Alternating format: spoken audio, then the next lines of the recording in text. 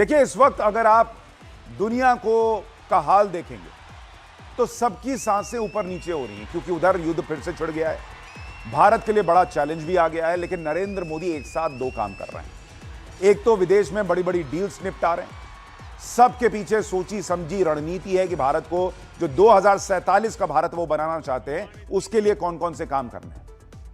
दूसरी तरफ घर में भी मामला सेट कर रहे हैं, क्योंकि नरेंद्र मोदी को पता है कि युद्ध वाली सनक कब खत्म होगी किसी को पता नहीं।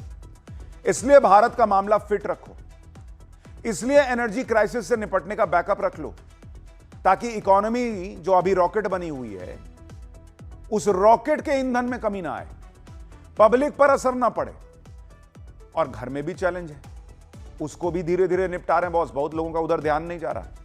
आज उसके बारे में भी आपको डिटेल में बताऊंगा कि उधर विदेश में मोदी और इधर देश में नरेंद्र मोदी की टीम, अमित शाह कैसे ताबड़तोड़ एक्शन में जुटे हुए हैं। डिप्लोमेसी में तो पीएम मोदी ने धूम मचाई है, बड़ी बड़ी डील, विदेशी धरती पर भारत की ब्रांडिंग, सब कुछ चल रहा है। आज ऑस्ट्रेलिया पहुंचे तो वहां मोदी मोदी हो गया। पूरा स्टेडियम नरेंद्र मोदी के ग्रैंड वेलकम के लिए भरा हुआ था, खचाखच, जैसे कोई रॉकस्टार आया हुआ। ऑस्ट्रेलिया में पीएम मोदी का ऐसा मेगा शो हुआ जो किसी पॉलिटिशियन का आज तक नहीं हुआ होगा। 30,000 से ज्यादा भारतीयों के बीच पीएम मोदी का रॉक स्टार वाला जलवा दिखा, और 12 साल के कार्यकाल के बाद भी दिख रहा है। शुरू में लोग कहते थे कि अरे अभी नया नया आए हैं इसलिए पब्लिक को जोश है, अभी जोश और बढ़ गया ऐसा लग रहा है। ऑस्ट्रेलिया में पीएम मोदी के मेगा शो की एक एक तस्वीर दिखाऊंगा, वहां जो डील्स हो रही हैं उनके बारे में बताऊंगा, और देश में क्या हो रहा है, यूरेनियम को लेकर वहां क्या डील हुई जिसकी यहां बड़ी चर्चा है, और देश में अमित शाह क्या कर रहे हैं, सब आपको बताऊंगा। डोनाल्ड ट्रंप तक भी वो मैसेज पहुंचा दिया गया है जिसे वो लगातार इग्नोर कर रहे हैं। ऑस्ट्रेलिया के साथ डिफेंस पार्टनरशिप को मजबूत कर समंदर में दबदबा दिखाने वाले चीन को मैसेज दिया गया। साझा बयान में पहलगाम आतंकी हमले का भी जिक्र कर पीएम मोदी ने आतंकवाद पर पाकिस्तान को घेरा। ऑस्ट्रेलिया के पीएम के साथ साझा प्रेस कॉन्फ्रेंस में पीएम मोदी ने ट्रंप को भी इशारों में समझा दिया कि युद्ध का समाधान डायलॉग और डिप्लोमेसी से है। यानी पीएम मोदी ने एक तरह से ट्रंप को भी मैसेज दिया कि भाई ये क्या सनक लगा के रखे हो, वॉर कर रहे हो, तुम्हारे चक्कर में पूरी दुनिया पिस रही है। ऑस्ट्रेलिया दौरे से पीएम मोदी ने चीन को टक्कर देने वाले क्वाड को भी मजबूत किया। इससे पहले वो क्वाड में शामिल जापान की पीएम से भी मुलाकात कर चुके हैं। तो अमेरिका, ऑस्ट्रेलिया, जापान और भारत, यही 4 देश तो हैं। ट्रंप भले युद्ध में फंसकर क्वाड को भूल गए हो, लेकिन पीएम मोदी से लगातार मजबूत करके चीन को चैन की सांस नहीं लेने दे रहे। और इस पीएम मोदी की इस डिप्लोमेसी से क्या क्या इंपैक्ट पड़ रहा है, और जैसा मैंने आपको कहा कि यहां नरेंद्र मोदी जो डील कर रहे हैं, भारत के लिए सोच रहे हैं, भारत में क्या करना है वो उन्होंने होमवर्क दे रखा अमित शाह को। वहां अमित शाह ने कौन सी मीटिंग की कि ओवैसी तनाव में है, क्या चल रहा है, सब दिखाऊंगा, लेकिन पहले एक झलक देखिए।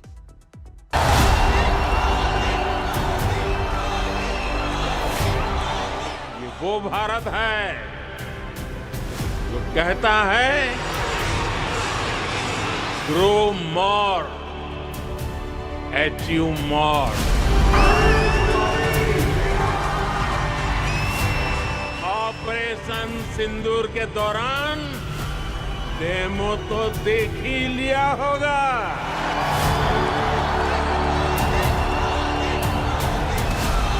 क्रिकेट भारत और ऑस्ट्रेलिया के रिश्तों की अपनी डिप्लोमेटिक लैंग्वेज है। एक घुसपैठिए को चुन चुन कर देश के बाहर किया।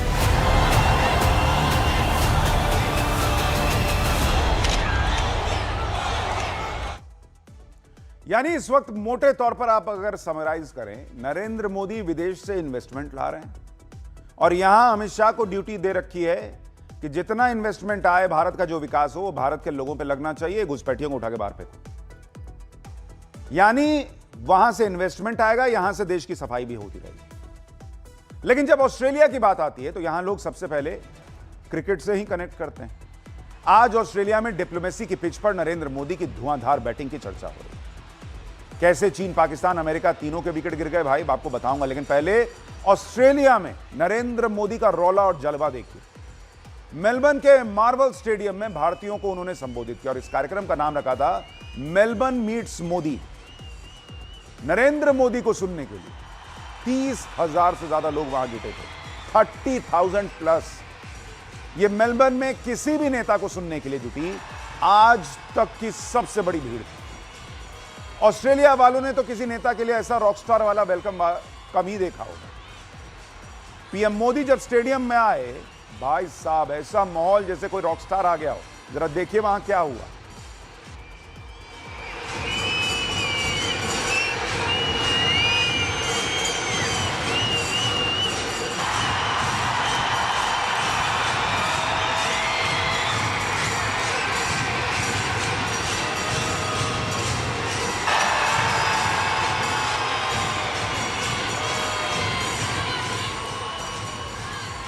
नरेंद्र मोदी को लेकर लोगों की दीवानगी ऐसी है कि ऑस्ट्रेलिया के पीएम को लग रहा होगा कि मैं भारत तो नहीं आ गया, उनको लग रहा हो मेरे लिए तो ऐसा नहीं होता। मतलब आप आज की डेट में कंपेयर कीजिए, फीफा वर्ल्ड कप में मेसी और रोनाल्डो की एंट्री पे जिस तरह का जोश दिखता है, वैसा नरेंद्र मोदी के लिए। भारतीयों को संबोधित करने के दौरान पीएम मोदी ने ऑस्ट्रेलिया के पीएम के सम्मान में सबसे मोबाइल की फ्लैशलाइट ऑन करने की अपील की, ताकि इनको ना लगे कि भाई मैं तो कहीं हूं ही नहीं, ऐसा आदमी मेरे साथ खड़ा है। तो उन्होंने कहा इनको भी सम्मान दीजिए। पीएम मोदी की एक अपील पर स्टेडियम में सबने फ्लैशलाइट जला दी और लेकिन नारे लगे मोदी मोदी। सुनिए क्या हुआ। आप सब अपने मोबाइल फोन की फ्लैश लाइट बजा के इनको सम्मानित कीजिए, इनके सम्मान में।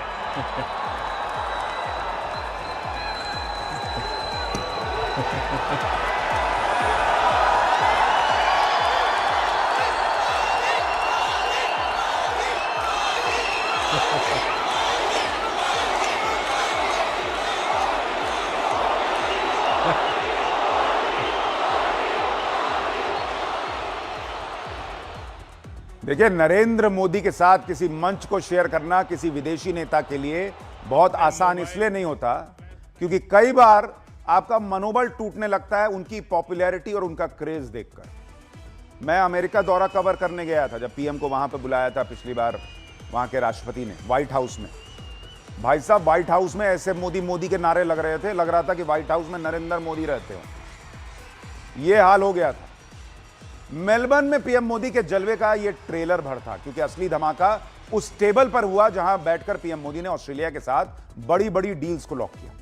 दोनों देशों के बीच 18 समझौते हुए हैं। इसमें यूरेनियम से लेकर डिफेंस पार्टनरशिप जैसे बड़े बड़े समझौते शामिल हैं। Critical minerals, mining infrastructure, aviation, logistics, fintech, AI, food processing, EV, semiconductor और डिफेंस सप्लाई चेन में निवेश और सहयोग पर बात हुई है। ऑस्ट्रेलिया भारत को यूरेनियम सप्लाई करेगा, इस पर सहमति बन गई है। रक्षा, क्रिटिकल मिनरल्स और स्पेस प्रोजेक्ट्स, कोकोस आइलैंड पर स्पेस ट्रैकिंग टर्मिनल, इस पर भी दोनों देशों ने सहमति जता दी। रेयर अर्थ मिनरल पर बड़ी घोषणा करते हुए पीएम मोदी ने बताया कि दोनों देश क्रिटिकल अर्थ मिनरल कॉरिडोर पर काम करेंगे। इससे रेयर अर्थ में चीन के दबदबे को झटका लगेगा। पीएम मोदी ने बताया कि Bharat Australia defence innovation corridor के जरिए अपने डिफेंस स्टार्टअप और इंडस्ट्रीज को जोड़ने का काम करेंगे। ऑस्ट्रेलिया ने भारतीय सेना से जुड़े इंस्ट्रक्टर्स को अपने यहां इनवाइट किया, जिससे दोनों देशों की मिलिट्री एंगेजमेंट बढ़ेगी। माइनिंग और उससे जुड़े इक्विपमेंट के लिए सेंटर ऑफ एक्सीलेंस बनाने पर भी जोर दिया गया। ऑस्ट्रेलिया की फ्लिंडर्स यूनिवर्सिटी बेंगलुरु में अपना कैंपस खोलेगी। यह ऑस्ट्रेलिया की 8वीं यूनिवर्सिटी होगी जो भारत आ रही है। Australia Canada India technology and innovation partnership के तहत टेक्नोलॉजी और इनोवेशन के सेक्टर में सहयोग को बढ़ाया जाएगा। इसके अलावा ऑस्ट्रेलिया का सबसे बड़ा पेंशन फंड ऑस्ट्रेलियन सुपर भी भारत में अपने निवेश को बढ़ाएगा। करीब 3,300 करोड़ रुपए national investment and infrastructure fund में निवेश किए जाएंगे। यानी मोटे तौर पर आप देखिए, नरेंद्र मोदी जिस देश में जा रहे हैं, एआई पे जोर है, क्रिटिकल मिनरल्स पर जोर है खास तौर पर, और डिफेंस डील्स पर जोर है, ताकि यहां चीन से जब चीन उतावला हुआ जा रहा है दोस्ती करने के लिए, वो दोस्ती करेंगे, लेकिन इस भरोसे के साथ करेंगे कि तुम जब धोखा दोगे, क्योंकि तुम्हारी फितरत है, तो मेरा मामला सेट रहेगा, तुम पे हम ना डिपेंडेंट नहीं रहेंगे। इसलिए वो अपनी जितने भी क्रिटिकल मिनरल्स लेकर एआई वाली डील्स हैं उसको डाइवर्सिफाई कर रहा है। और डील की ये लिस्ट अभी खत्म नहीं हुई है, आगे आपको यह भी डिटेल दूंगा कि और क्या क्या हुआ। लेकिन पहले सुनिए कैसे पीएम मोदी ने भारत और ऑस्ट्रेलिया के रिश्ते को क्रिकेट से जोड़ा, तो उसकी भी बड़ी चर्चा हुई। क्रिकेट भारत और ऑस्ट्रेलिया के रिश्तों की अपनी डिप्लोमेटिक लैंग्वेज है। इसलिए हमारी मीटिंग्स भी क्रिकेट जैसी लगती है। एजेंडा वनडे जैसा फोकस है। डिसीजन T20 जितने तेज है और पार्टनरशिप टेस्ट मैच जितनी लंबी और गहरी। भारत और ऑस्ट्रेलिया के बीच जो डील्स हुई है उसमें एक खास डील है जिस पर चीन की नजर है। दरअसल भारत और ऑस्ट्रेलिया मिलकर अपनी डिफेंस साझेदारी को मजबूत कर रहे हैं, मैरीटाइम सिक्योरिटी का रोड मैप बना रहे हैं और इसका मकसद समुद्र में बेहतर निगरानी करना, संयुक्त गश्त करना, पानी के नीचे सर्विलांस और सूचनाएं साझा करना। यानी समुद्र का जो इलाका है, अभी आपको मैंने बताया था कि इंडोनेशिया गए, वहां पर किस तरीके से चीन जिस रास्ते से तेल मंगाता है उस पर इंडोनेशिया के साथ मिलकर कैसे अपना वर्चस्व बढ़ाना है उस पर काम किया। अब ऑस्ट्रेलिया में भी समुद्री सुरक्षा के लिए भारत और ऑस्ट्रेलिया मिलकर काम करेंगे, इस पर जोर दिया गया और इसको लेकर बड़ा फैसला हुआ। देखिए, भारत 2026-27 में ऑस्ट्रेलिया की तरफ से आयोजित संयुक्त सैन्य अभ्यास में हिस्सा लेगा। ऑस्ट्रेलिया भारत के बड़े नौसेना अभ्यास मिलान में शामिल होगा। यानी दोनों देशों की तरफ से हिंद महासागर में बड़े प्लेयर्स डिफेंस ड्रिल करेंगे, तो इससे चीन को मैसेज जाएगा, क्योंकि समंदर में चीन अपनी दादागिरी दिखाता रहता है। देखिए, चीन को जवाब देना भी जरूरी है, क्योंकि आप इस बात को समझिए, पीएम मोदी के ऑस्ट्रेलिया दौरे से ठीक पहले सोमवार को चीन ने न्यूक्लियर सबमरीन से लॉन्ग रेंज बैलिस्टिक मिसाइल को टेस्ट किया था। न्यूक्लियर हथियार ले जाने में सक्षम चीन की इंटरकॉन्टिनेंटल बैलिस्टिक मिसाइल की टेस्टिंग से खलबली मची हुई। आरोप लग रहे हैं कि चीन ने बिना पहले से कोई जानकारी दिए, बिना नोटाम जारी किए हुए यह टेस्ट कर दिया। इस मिसाइल टेस्टिंग को लेकर ऑस्ट्रेलिया अलग परेशान है। इसी मुद्दे को ऑस्ट्रेलिया के पीएम ने पीएम नरेंद्र मोदी के सामने उठाया कि देखें आप क्या किया है चीन। पीएम मोदी ने भी इस पर स्ट्रांगली रिएक्ट करते हुए कहा कि भारत इंडो पैसिफिक में शांति, सुरक्षा और स्थायित्व का पक्षधर है। उन्होंने कहा कि ऑस्ट्रेलिया और भारत का साझा हित और साझा मकसद है। हम न केवल इस पर अपने विचार साझा करते रहेंगे, बल्कि अलग अलग क्षेत्रों में सहयोग भी बढ़ाएंगे, ताकि यह पक्का किया जा सके कि इंडो पैसिफिक इलाके में शांति, सुरक्षा और स्थिरता बनी रहे। यानी नरेंद्र मोदी एक तरफ जो चर्चा थी कि रशिया, चाइना और इंडिया RIC ये ट्रायंगल बना रहे हैं क्या, उस पर भी काम कर रहे हैं, लेकिन चीन की फितरत को समझते हुए बैकअप प्लान भी तैयार कर रहे हैं। इधर पीएम मोदी ने चीन को झटका दिया, उधर पाकिस्तान को भी सख्त संदेश दिया। ऑस्ट्रेलिया के पीएम के साथ बातचीत में आतंकवाद का भी जिक्र हुआ। साझा बयान में पहलगाम आतंकी हमले की निंदा की गई है। ऑस्ट्रेलिया में हुए बॉन्डी बीच आतंकी हमले की निंदा हुई। दोनों नेताओं ने आतंकवाद के खिलाफ एक्शन पर जोर दिया। पीएम ने समझाया होगा कि भाई उधर जो हुआ आपके बॉन्डी बीच पर नहीं हुआ था, ये सब वही तो लोग हैं जो कर रहे हैं। तो साझा बयान आया। संयुक्त राष्ट्र की प्रतिबंधित सूची में शामिल आतंकी संगठनों की फंडिंग रोकने के लिए सख्त कदम उठाने की बात हुई।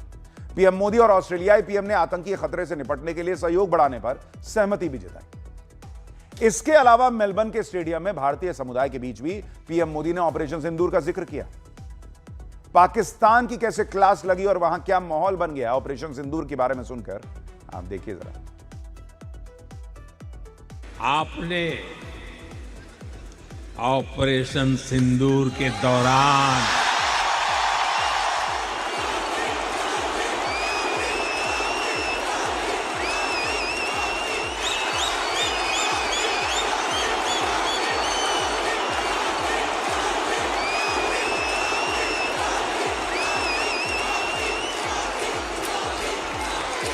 ऑपरेशन सिंदूर के दौरान डेमो तो देख ही लिया होगा।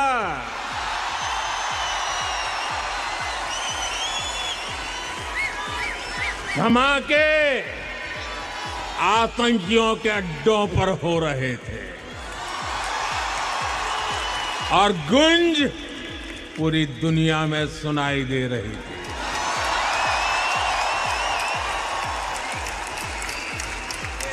टेरर कैंप पर इस करारे प्रहार से आपको गर्व हुआ कि नहीं हुआ? हुआ कि नहीं हुआ? साथियों,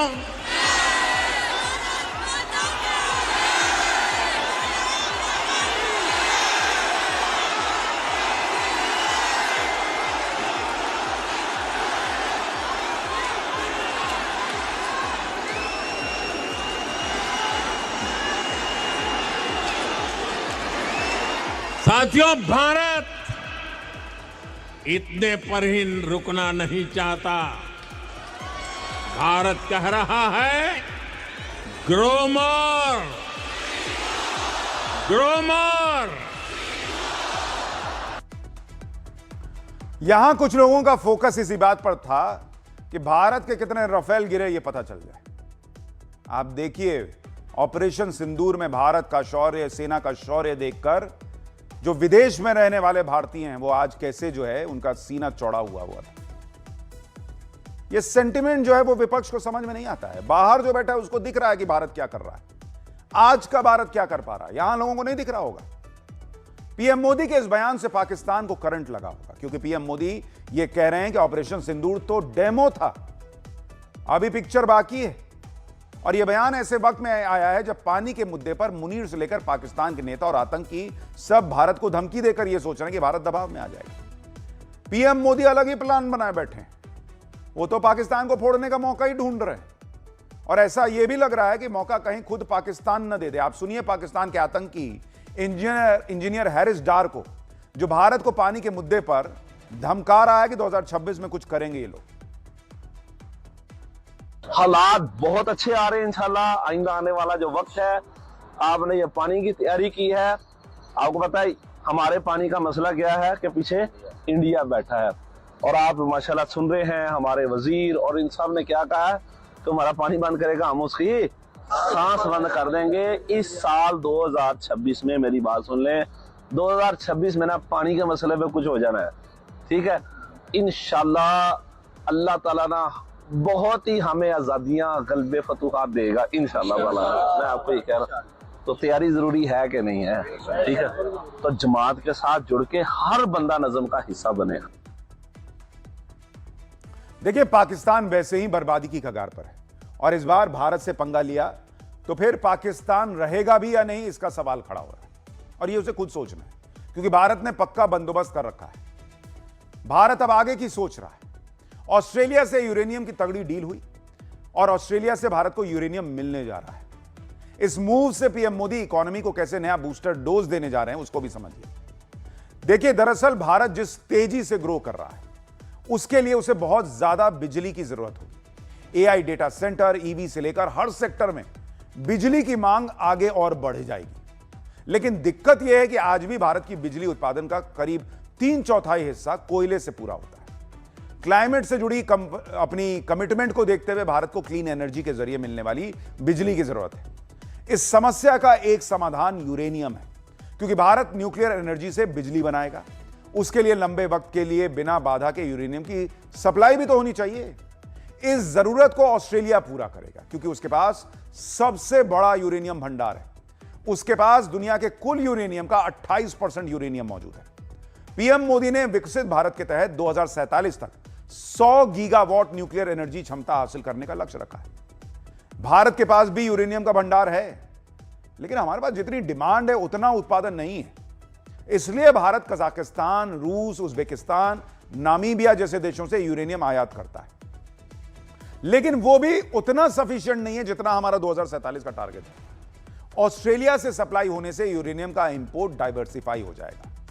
यानी भारत को विकसित बनाने के लिए जो एनर्जी की जरूरत है उसे पूरा करने के लिए पीएम मोदी जो हैं वो आज एक और बड़ी डील कराए हैं यूरेनियम को लेकर। इधर पीएम मोदी ऑस्ट्रेलिया से बड़ी बड़ी डील लॉक कर रहे हैं, उधर भारत रूस से भी बड़ी डील करने वाला है। भारत और रूस के बीच फ्री ट्रेड एग्रीमेंट पर बात हो रही है।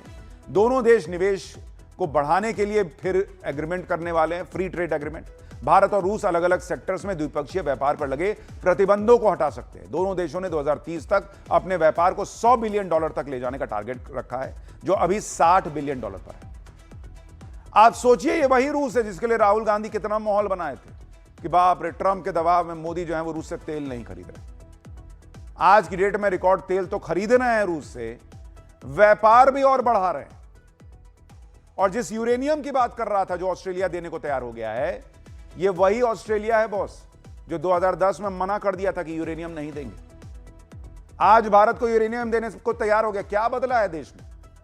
लीडरशिप ही तो बदली, और क्या बदला? और दुनिया का रुख बदल रहा है। लेकिन यहां भारत में भी बहुत कुछ बदलना है, और इसलिए पीएम मोदी वहां विदेशी मोर्चे पर डटे हैं। देश में उन्होंने अमित शाह और अपनी टीम को लगा रखा है। दिल्ली में अमित शाह पीएम मोदी के एक बड़े मिशन को पूरा करने में जुटे हैं। आज गृह मंत्री अमित शाह ने दिल्ली में एक बड़ी मीटिंग बुलाई थी। मीटिंग में बॉर्डर जिलों के एसपी को बुलाया गया। करीब 119 जिलों के पुलिस अधिकारियों के साथ यह मीटिंग हुई और इस मीटिंग में राज्यों के डीजीपी और गृह मंत्रालय के अधिकारी मौजूद रहे। इस मीटिंग को बॉर्डर डिस्ट्रिक्ट एसपीज कॉन्फ्रेंस 2026 का नाम दिया गया। इसे घुसपैठियों को भगाने के मोदी सरकार के बड़े प्लान से जोड़कर देखा जा रहा है। इसके अलावा बॉर्डर जिलों में बदल रही डेमोग्राफी को उसको भी इस मीटिंग में एजेंडे पर रखा गया। इसके अलावा बॉर्डर सिक्योरिटी, ड्रोन से तस्करी जैसे मुद्दे भी एजेंडे पर रहे। यानी नरेंद्र मोदी का हिसाब क्लियर है कि एक भी घुसपैठिया बचना नहीं चाहिए। अमित शाह बड़ी बड़ी मीटिंग कर रहे हैं। कुछ दिन पहले उन्होंने डेमोग्राफी में बदलाव पर गठित कमेटी के साथ बैठक की। अमित शाह की इन मीटिंग्स को लेकर ओवैसी तनाव में आ गए। वो कह रहे हैं कि अमित शाह कच्चा काम नहीं करते, वो कुछ तो बड़ा करने वाले हैं, वो एनआरसी लाने वाले हैं। सुनिए ओवैसी को। अमित शाह होम मिनिस्टर अगर कोई मीटिंग करते तो याद रखिए वो कच्चा काम नहीं करता आदमी, वो खाली हवाई फायरिंग नहीं करता, कुछ ना कुछ बराबर वो एक प्रोग्राम बना के काम कर रहे हैं। और मेरे को ये सस्पिशन है, I might be proven wrong, कि वो फाइनली एनआरसी करना चाहते हैं, क्योंकि ये high level commission of inquiry है, रिटायर्ड सुप्रीम कोर्ट जज है। अब वो बोल रहे कि जहां पर अचानक आबादी बढ़ गई वो कहीं बाहर से तो नहीं आए, जहां पर अचानक हैबिटेशन बढ़ गया यानी इलाका बढ़ गया नहीं हुआ। भाई अगर कहीं पर अचानक आबादी बढ़ रही है तो चेक नहीं होना चाहिए कि क्या हुआ है। बाहर से कोई आ जाए, घुस जाए, बैठ जाए, फर्जी डॉक्यूमेंट बना ले, उसको बैठा के खिलाते रहना चाहिए। ओवैसी कौन बात का डर रहे हैं? ओवैसी को यह डर है कि पता नहीं अमित शाह के दिमाग में चल क्या रहा है, वो करने क्या वाले हैं। उधर बीजेपी शासित राज्यों में भी बड़े बड़े काम निपटाए जा रहे हैं। बीजेपी का जो एक बड़ा चुनावी एजेंडा है यूसीसी, यूनिफॉर्म सिविल कोड, उसे अब धीरे धीरे अलग अलग राज्यों में लाया जा रहा है। महाराष्ट्र में भी अब मुख्यमंत्री देवेंद्र फडणवीस की सरकार ने यूनिफॉर्म सिविल कोड यानी यूसीसी लागू करने को लेकर तैयारी शुरू कर दी है। यूसीसी के ड्राफ्ट को तैयार करने के लिए महाराष्ट्र सरकार ने एक हाई लेवल कमेटी का गठन कर दिया। मुख्यमंत्री फडणवीस ने यूसीसी लागू करने के लिए 7 सदस्यीय एक कमेटी बनाई है। सुप्रीम कोर्ट के रिटायर्ड जज रंजना देसाई की अध्यक्षता में 7 लोगों की एक हाई लेवल कमेटी बनी है। 6 महीने के भीतर यह कमेटी अपनी रिपोर्ट सरकार को सौंपेगी, जिसके आधार पर यूसीसी का ड्राफ्ट तैयार होगा। यूसीसी बीजेपी के टॉप एजेंडे पर है। उत्तराखंड और गोवा में यह कानून ऑलरेडी बीजेपी लागू कर चुकी। गुजरात और असम की विधानसभा में इसी साल यूसीसी विधेयक पारित हो चुका। पश्चिम बंगाल, छत्तीसगढ़, राजस्थान, मध्य प्रदेश और महाराष्ट्र में ड्राफ्ट तैयार करने के लिए कमेटी का गठन किया जा रहा है। उत्तर प्रदेश और ओडिशा में भी यूसीसी लागू करने के लिए सरकार कानूनी पहलुओं पर काम कर रही है। कुल मिलाकर देखें तो महाराष्ट्र में अब जल्दी ही यूसीसी लागू हो सकता है, क्योंकि खुद सीएम देवेंद्र फडणवीस कह रहे हैं कि सरकार यूनिफॉर्म सिविल कोड को लागू करने के लिए प्रतिबद्ध है। यानी यूसीसी आएगा, घुसपैठिया बाहर जाएगा, वक्फ को लेकर भी एक्शन होगा, यह भी दिख रहा है। भाई एक बड़ा काम वक्फ बोर्ड में सुधार का हो रहा है। पिछले साल नया वक्फ कानून आया, अलग अलग राज्यों में नए सिरे से वक्फ बोर्ड का पुनर्गठन हो रहा है। नए कानून के तहत अब वक्फ बोर्ड में गैर मुस्लिम सदस्यों को भी शामिल किया जा रहा है। मध्य प्रदेश वक्फ बोर्ड में 2 हिंदू सदस्यों को शामिल किया गया था। एमपी ऐसा करने वाला पहला राज्य बना। मध्य प्रदेश की तर्ज पर ही अब उत्तर प्रदेश में भी वक्फ बोर्ड का पुनर्गठन होने जा रहा है। उत्तर प्रदेश वक्फ बोर्ड में भी 2 गैर मुसलमान सदस्यों को शामिल किया जाएगा। पसमानदा मुसलमान और एक महिला को भी उत्तर प्रदेश वक्फ बोर्ड में जगह देने की तैयारी चल रही है। मध्य प्रदेश में कुछ लोग इस फैसले का विरोध भी हालांकि कर रहे हैं।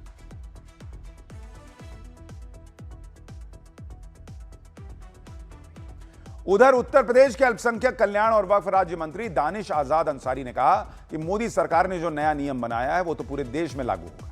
वक्फ बोर्ड में हिंदुओं को शामिल करने के फैसले का स्वागत होना चाहिए। दानिश आजाद अंसारी का कहना है कि गैर मुस्लिम सदस्य होने से वक्फ बोर्ड की कार्यप्रणाली में ट्रांसपेरेंसी आएगी, पारदर्शिता आएगी, जवाबदेही बढ़ेगी, नियम और कायदे से सब कुछ चल पाएगा। वक्फ की जो टीम बनेगी, जो वक्फ बोर्ड का गठन होगा, उसमें पिछड़े पासमानदा जो मुसलमान है उनका रिप्रेजेंटेशन होगा, जो महिलाएं हैं उनका रिप्रेजेंटेशन होना चाहिए, हमारे जो तमाम और भी मुस्लिम समाज के अलग अलग वर्ग हैं, उनका रिप्रेजेंटेशन होना चाहिए। हमारे 2 ऐसे सदस्य का भी नॉमिनेशन उसमें होना है जो नॉन मुस्लिम है। तो जो अमेंडमेंट लेके आए, जो प्रावधान केंद्र सरकार लेके आया, तो उस प्रावधान के अनुसार मध्य प्रदेश में या तमाम जगह प्रस्तावित है बोर्ड का गठन होना, और यकीनी तौर पर पारदर्शी व्यवस्था हो। यानी कुछ लोग सोच रहे थे कि अब न तब नरेंद्र मोदी की सरकार गिर जाएगी। सरकार तो नहीं गिर रही, उनके अरमान जरूर गिर रहे हैं जो ये सोच रहे थे कि मोदी रुक जाएंगे। ना तो वो इकोनॉमी को लेकर अपनी रफ्तार रोकने को तैयार हैं, न देश में होने वाले सुधारों को लेकर।